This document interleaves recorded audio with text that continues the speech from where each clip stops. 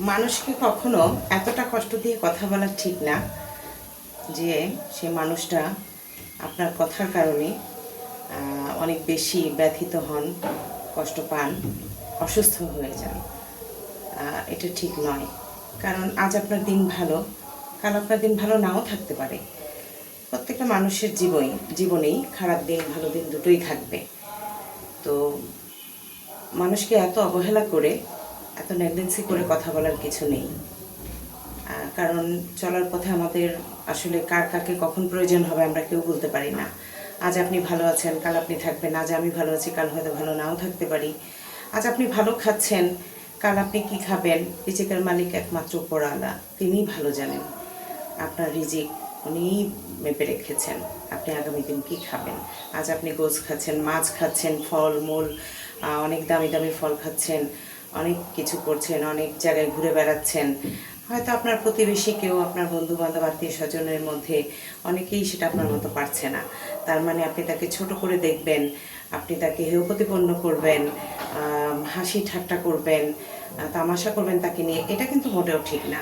পারলে সহযোগিতার হাত বাড়িয়ে দিন, পারলে তাকে সান্ত্বনা দিয়ে দুটো কথা বলেন। যদি তা নাই পারেন তাহলে কষ্ট দিয়ে কথা বলার কিছু নেই।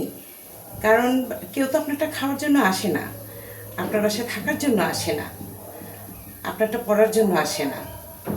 সে হয়তো আপনাকে নিয়ে অনেকের কাছে অনেক ভালো কথা বলে, অনেক সুন্দর সুন্দর কথা বলে থাকে।